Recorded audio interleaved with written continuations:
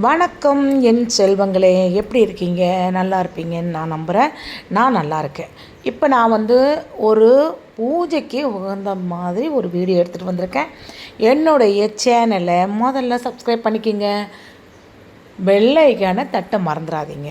Okay, இப்போ நம்ம வீடியோக்குள்ளே போகலாம். இப்போ பச்சை கற்பூரம், அதாவது பச்சை கற்பூரத்தை நீங்கள் லட்டில் போடலாம், பாயாசத்தில் போடலாம், இதான் மட்டும்தான் தெரியுமே தவிர, பச்சை கற்பூரம் பூஜை ரூமுக்கு வச்சா எவ்வளோ உன்னதமாக அந்த புனிதமான ஒரு இது நம்மளுக்கு ஒரு பாக்கியம் கிடைக்குங்கிறத நான் உங்களுக்கு சொல்கிறேன்.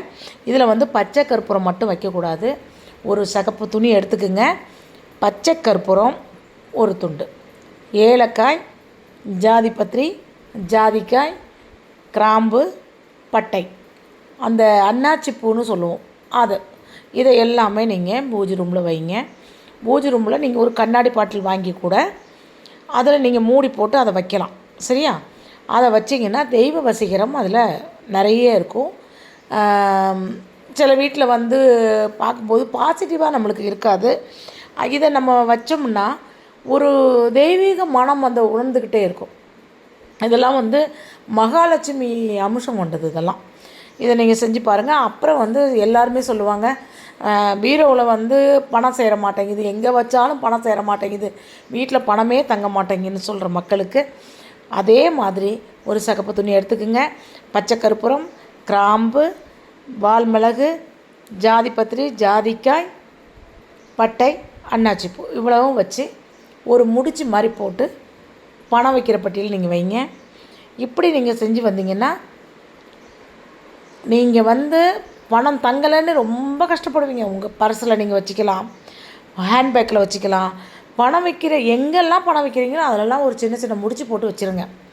பணம் கண்டிப்பாக சொல்கிறேன், 100% குறையாது. அது மட்டுமே நீங்கள் நம்பி இருக்கக்கூடாது. சரியா? நீங்கள் பணத்தை வச்சு எடுத்துகிட்டே இருங்க. உங்களுக்கு பணம் தட்டுப்பாடு வரவே வராது. மாதிரி ஹேண்ட்பேக்கில் எப்போவுமே நீங்கள் பணம் வைக்கிற இடத்துல நீங்கள் இதை வைங்க.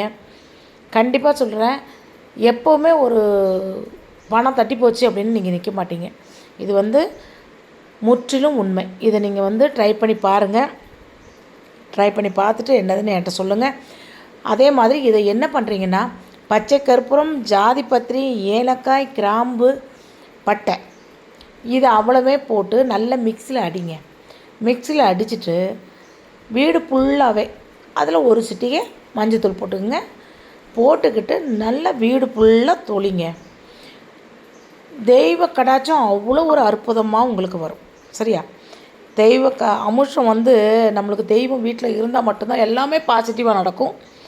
அந்த தெய்வத்தை நம்ம எப்படி வசீகரம் பண்ண முடியும்னா இதுதான்.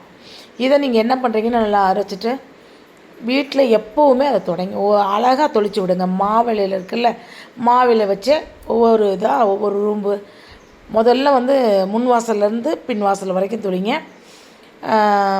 ரொம்ப விசேஷமாக இருக்கும், ரொம்ப மனமாக இருக்கும். தெய்வ கடாட்சம் எங்கே இருந்தாலும் தெய்வம் நம்ம வீட்டை நோக்கி ஓடி வருவாங்க. கண்டிப்பாக இதை ட்ரை பண்ணி பாருங்கள். ட்ரை பண்ணி பார்த்துட்டு இந்த கமெண்ட்டில் என்னென்னு சொல்லுங்கள். நன்றி.